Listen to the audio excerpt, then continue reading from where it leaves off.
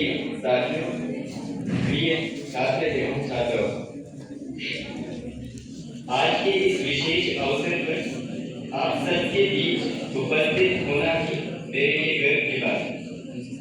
आज आप सबके समक्ष बीते साल 2025 की कुछ आपदाएं और उनसे सीखे सबक के बारे में बात करना चाहूँगा। आज हम साल के एक ऐसे मुहाने पर खड़े हैं जिसने हमारी आत्मा और हमारे धैर्य की कड़ी परीक्षा ली है। भारत की इस पावन धरती पर रहना ही सौभाग्य की बात है, लेकिन यहाँ का जीवन हमें हिमालय जैसी दृढ़ता भी सिखाता है। साल 2025 हमारे लिए केवल कैलेंडर का एक पन्ना नहीं था, ये एक अग्नि परीक्षा है। हमने एक तरफ सीमाओं पर बारूद की गूंज सुनी, तो वहीं दूसरी तरफ कुदरत का एक ऐसा कहर देखा जिसने बस्तियों की बस्तियां उजाड़ दी। पर आज जब मैं आप सबकी आंखों में देखता हूँ तो मुझे वो डर नहीं बल्कि वो चमक दिखाई देती है जो केवल रात से दोबारा जी उठने की फीलिंग्स पक्षी में होती है। जब नफरत चरम पर थी तब हमने इंसानियत को ढाल बनाया। हमने साबित किया कि नफरत की उम्र बहुत छोटी होती है और भाईचारे की जड़ें इन चिनार के पेड़ों से भी गहरी हैं। असली बहादुरी हथियार उठाने में नहीं बल्कि मुश्किल वक्त में भी अपनी तहजीब और शांति को बचाए रखने में।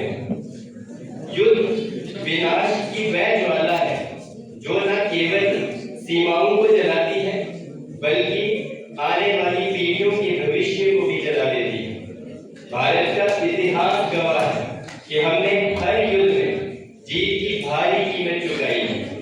1999 का कारगिल युद्ध हो या 2025 की संघर्ष हो, कारगिल युद्ध में 527 सैनिकों ने अपनी जान गंवाई थी।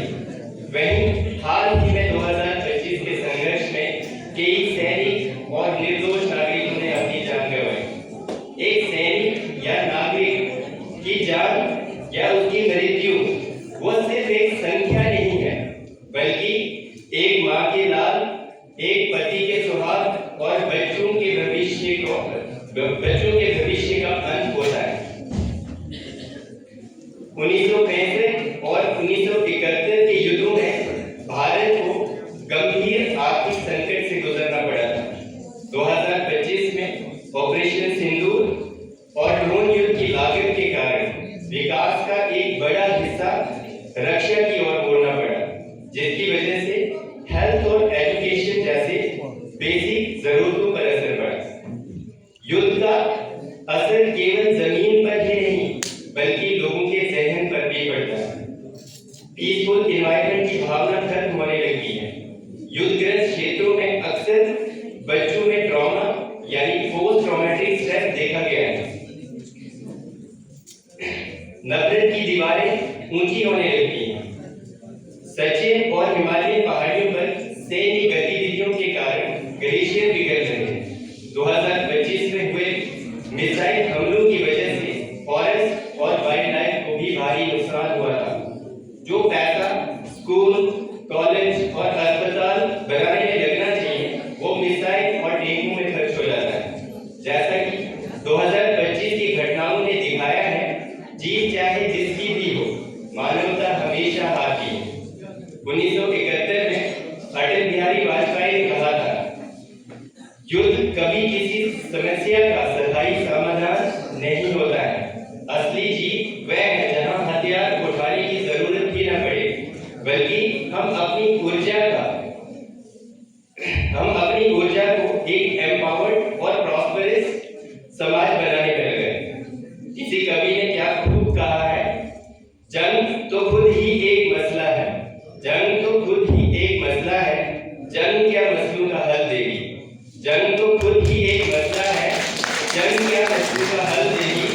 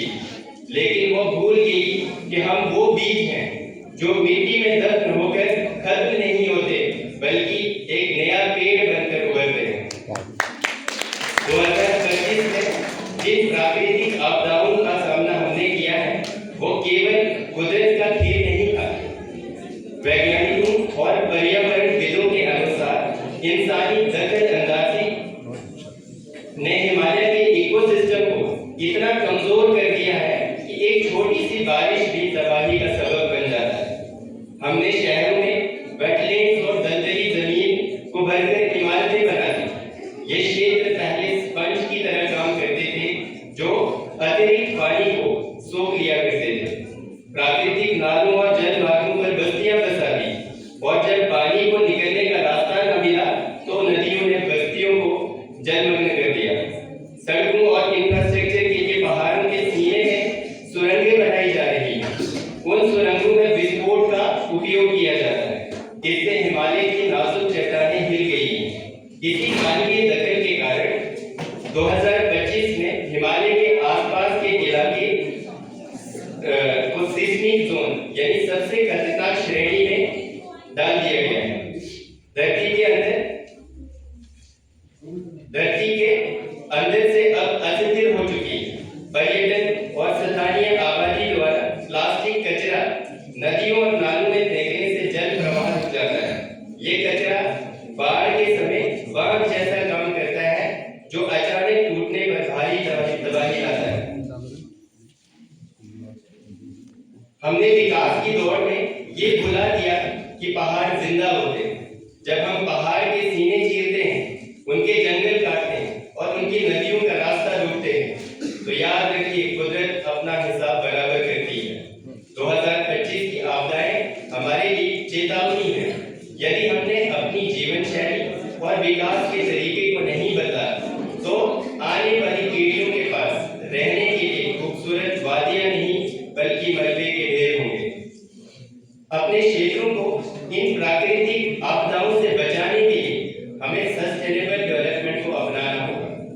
पहाड़ों की ढलानों पर भारी संख्या में स्थानीय प्रजाति के पेड़ लगाने होंगे।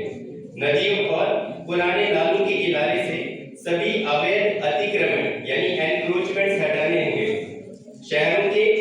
शहरों में कंक्रीट की बजाय ऐसी सड़कें और फुटपाथ बनाने होंगे जो बारिश के पानी को सोख सके। जलाशयों की गहराई बढ़ानी होगी ताकि बारिश के वक्त अतिरिक्त पानी को स्टोर किया जा सके। छोटे नदियों और नालों पर चेक डैम बनाने होंगे ताकि पानी की गति को कम किया जा सके और बाढ़ को टाला जा सके। पर्यावरण की रक्षा कोई दान नहीं बल्कि हमारे अपने अस्तित्व की बीमा पॉलिसी है। आज हम प्रकृति को बचाएंगे तभी कल प्रकृति हमें बचाएगी। प्रकृति के साथ खिलवाड़ बंद करना होगा। यही 2025 की आपदाओं से सीखा सबसे बड़ा सबक।